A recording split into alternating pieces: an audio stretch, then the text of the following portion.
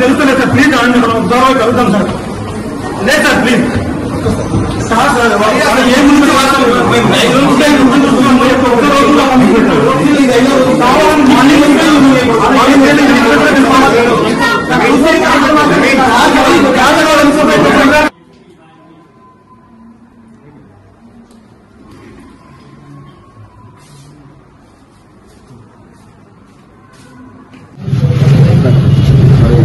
తెలంగాణ నిరుద్యోగుల కోసం ప్రాణ త్యాగానికి కూడా సిద్ధమై ఆమరణ నిరాహార దీక్ష చేస్తున్న అశోక్ సార్ గారిని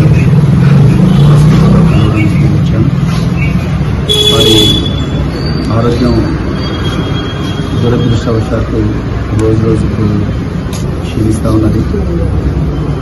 అది 15వ తారీఖు నాడు నిరుద్యోగుల సమస్యల కోసం జాబ్ క్యాలెండర్ ఇవ్వాలని కనీసం కాంగ్రెస్ ప్రభుత్వం ఏదైతే ఎలక్షన్లప్పుడు మొదటి సంవత్సరంలోనే 2 లక్షల ఉద్యోగాలను ఏదైతే హామీ ఇచ్చిండ్రో ఆ హామీ చేయకపోయినా పర్వాలేదు, కనీసం ఈ సంవత్సరానికి 50,000 ఉద్యోగాలన్నా ఇవ్వండి అన్న ఒక పరిమితమైన డిమాండ్తోనే అశోక్ సార్ ఒక ఆమరణ నిరాహార దీక్ష అనే ఒక పోరాట రూపాన్ని ఎంచుకున్నారు. నిజానికి ఆయన ఆరోగ్యం బాగుండదు. మరి ఇప్పుడు ఇంతకు ముందు కూడా 3-4 సార్లు ఆమరణ నిరాహార దీక్ష చేసి ఉన్నారు. ఆయనతో పాటు చాలా మంది నిరుద్యోగులు కూడా ఆమరణ నిరాహార దీక్ష చేశారు. చేసిన ప్రతిసారి కూడా పోలీసులు వాళ్ళను అణచివేయని రూపం అంటూ లేదు. ఆయన ఏ అపార్ట్మెంట్ కాంప్లెక్స్ ఉంటుందో వాళ్ళందరినీ భయపెట్టించారు. ఆ అపార్ట్మెంట్ కాంప్లెక్స్ వాళ్ళందరూ కూడా ఆయనను వినివేసే విధంగా కుట్ర చేసింది పోలీసులే. అదేవిధంగా ఆయనను చాలా ఇంట్లో ఆమరణ నిరాహార దీక్ష కూడా ఇబ్బంది పెట్టారు. అదేవిధంగా ఆయన దగ్గరికి ఏ నిరుద్యోగిని కూడా రానివ్వలేదు, ఆయన దగ్గరికి మీడియా రానివ్వలేదు. ఆయన దగ్గరికి వచ్చిన నిరుద్యోగుల ఫోటోలు, నిరుద్యోగుల వివరాలు తీసుకుని మీరు ఇక్కడికి వస్తే రేపు మీకు ఉద్యోగం వచ్చిన ఈ యాంటిజెన్ వెరిఫికేషన్ మీరు దొరుకుతారని భయపెట్టిస్తున్నాడు రేవంత్ రెడ్డి. ఇది 3వసారి ఆయన చేస్తున్నారు. ఇళ్లకు పంపిస్తున్నారు నిరుద్యోగులు. సో నిరుద్యోగుల ఇళ్లకు కూడా పోలీసులను పంపిస్తున్నారు, లైబ్రరీల దగ్గరికి పోలీసులు పంపిస్తున్నారు. రేవంత్ రెడ్డి గారిని ఒక్కటే ప్రశ్నించాలనుకున్నా, ఎందుకు మీకు ఇంత కసి, ఇంత భయం, ఇంత పెరిగి పందలు ఉంటే మరి ఎట్లా మీరు ముఖ్యమంత్రిగా ఉన్నారో మాకైతే అర్థం కావడం లేదు.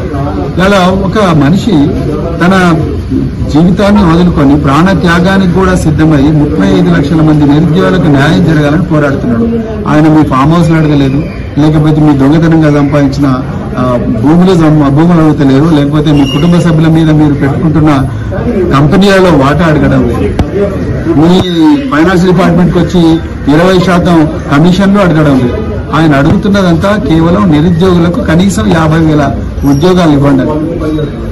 దాన్ని కూడా మీరు యాక్సెప్ట్ చేయకపోతే మరి ఎందుకున్నట్టు మీరు ముఖ్యమంత్రిగా?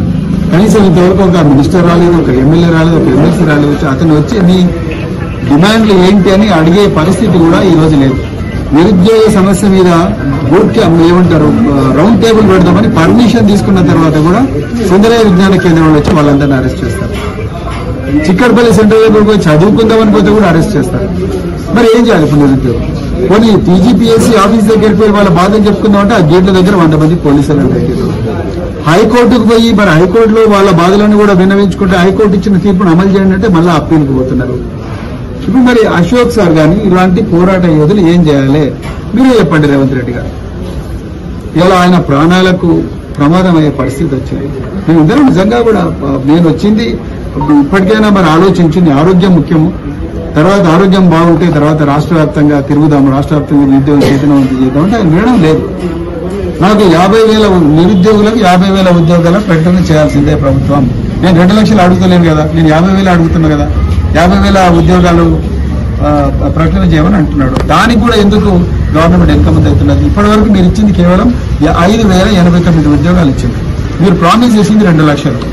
ఆయన అడుగుతున్నది 50,000 ఉద్యోగాలు. 50,000 ఉద్యోగాల ప్రకటన చేయాలిగా మీరు, అది కూడా చేయడం లేదు. గ్రూప్ 1 అట్లనే మోసం చేసిండ్రు. అన్ని జాబ్ క్యాలెండర్ మోసం చేసిండ్రు. నిరుద్యోగులను విద్యాజ్యోతి పథకం కింద అది చేస్తాం ఇది చేస్తాం అది కూడా మోసం చేసిండ్రు.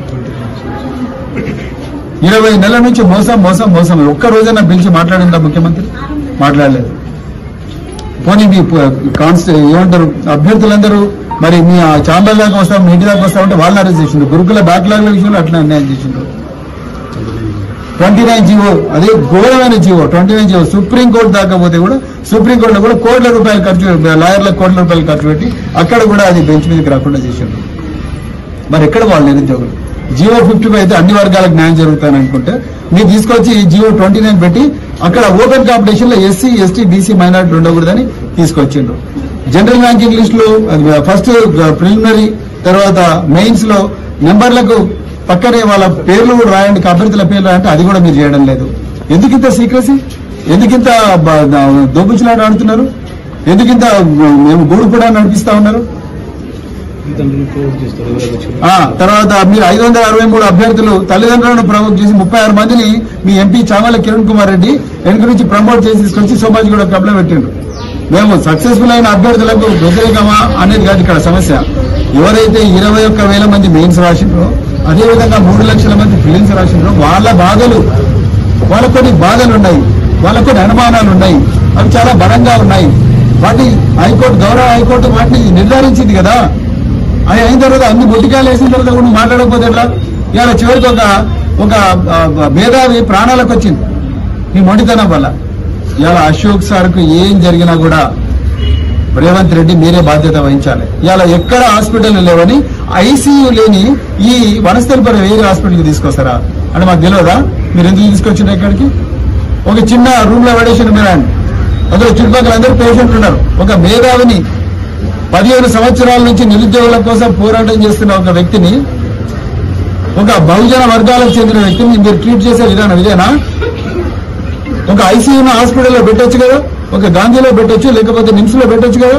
ఇక్కడ తీసుకొచ్చి ఏ హాస్పిటల్ పెడతారు? డాక్టర్లందరూ ఆందోళన చెబుతున్నారు, సార్ ఈయన పరిస్థితి ఏమైపోతుందేమో గంట గంటకు అగమ్య గోచరంగా మారుతున్నది, మేము ఐసీయూ ఉన్న పెద్ద హాస్పిటల్కి తీసుకుపోవడానికి చెప్తున్నా కూడా పోలీసు వాళ్ళు వినడం లేదు.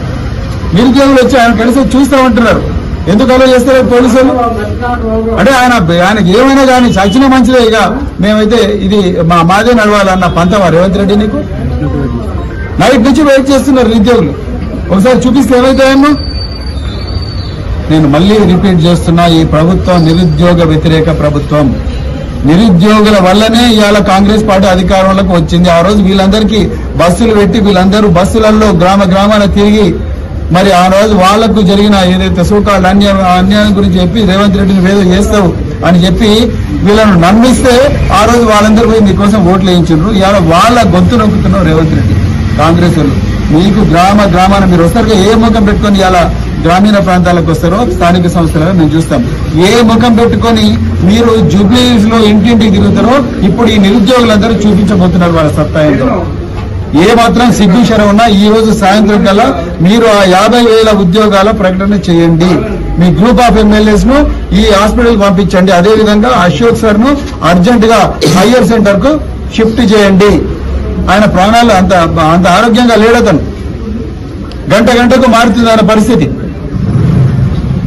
ఇదే విషయాన్ని మేము డిమాండ్ చేస్తూ మరొకసారి మరి అశోక్ గారిని కాపాడుకోవాల్సిందిగా నిరుద్యోగులందరినీ కూడా ఎక్కడున్నా కూడా మీరు దయచేసి పోరాటం చేయండి. మీ అందరి కోసం ఒక వ్యక్తి తన ప్రాణ త్యాగానికి కూడా సిద్ధమై ఇవాళ మరి అమరణ నిరాకరణ చేస్తున్నాడు. నిరుద్యోగులందరూ కూడా అశోక్ సార్ వెంట నడవాల్సిందిగా కోరుకుంటూ మరొకసారి అదేంటి అధికారుల నుంచి ఉద్యోగులు పట్టించుకోలేదు. మేము వచ్చిన సంవత్సరంలో తర్వాత 60,000 ఉద్యోగాలు నిర్వహిస్తున్నాను చెప్తున్నారు. నైతిక అర్హత లేదు బీఆర్ఎస్ కి, కావాలని ఉద్యోగులు రెచ్చగొడుతుందని చెప్పేసి అంటున్నారు కాంగ్రెస్. నైతిక అర్హత లేదు కాంగ్రెస్ వాళ్లకు ఈ రాష్ట్రంలో ఉండే నైతిక అర్హత లేదు. ఈ రాష్ట్రంలో అసెంబ్లీకి పోయే నైతిక అర్హత లేదు. ఈ రాష్ట్రంలో సచివాలయంలో కూర్చునే నైతిక అర్హత లేదు. వాళ్ళకు లేదు. బీఆర్ఎస్ పార్టీ అధికారం ఉన్నప్పుడు 2,68,000 ప్రభుత్వ ఉద్యోగాలు ఇచ్చింది. కాంగ్రెస్ పార్టీ వచ్చిన 20 నెలల్లో కేవలం వాళ్ళు ఇచ్చింది 5,089 ఉద్యోగాలకే నియామక పత్రాలు ఇచ్చిండ్రు. మిగతా అంతా కూడా బీఆర్ఎస్ హయాంలోనే వచ్చిన నోటిఫికేషన్లు వాళ్ళే పెట్టిన ఎగ్జామ్లు. వీళ్ళు గొడిసింది ఏముందా?